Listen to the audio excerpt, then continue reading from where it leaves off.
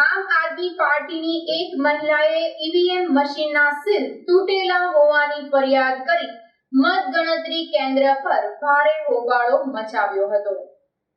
પુષ્પાબેન વેગડ નામની આમ આદમી પાર્ટીની એક મહિલા ઉમેદવારે કેટલાક ઈવીએમ મશીનના સીલ તૂટેલા હોવાની ફરિયાદ કરતા આમ આદમી પાર્ટીના આગેવાનો મતગણતરીના સ્થળે દોડી આવ્યા હતા। આ મુદ્દે મહિલા ઉમેદવારે આમ આદમી પાર્ટીના આગેવાનો કાર્યકરોએ ભારે હોબાળો મચાવ્યો હતો।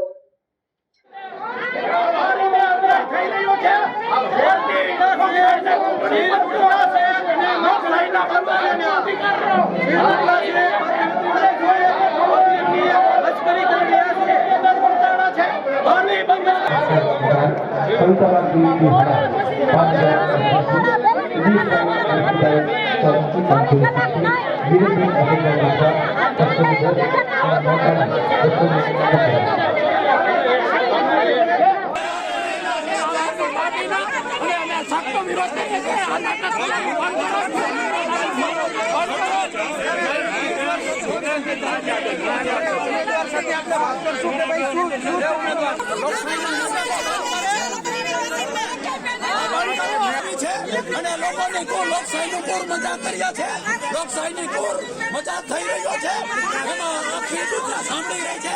ગુજરાતની પબ્લિક આ વાતનો વિરોધ કરે।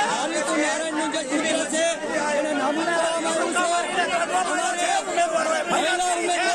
ઉમેદવારોને ધક્કા મારીને કરવામાં આવી છે। મહિલા ઉમેદવારોને ધક્કા મારી રહ્યા છે અને નામે તો લોકોને બનાવવાના ધંધા બંધ કરે। હિન્દુ ધર્મ કે છે મહિલાઓને ગલ્લે ચલાવવાનું નહીં, ધક્કા મુક્કી કરવાનું નહીં।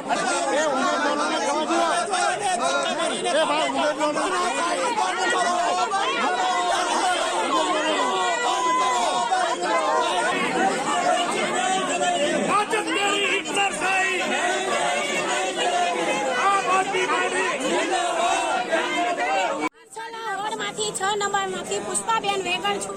મને અંદર ઉમેદવારી તરીકે મારી ગણતરી ચાલુ છે।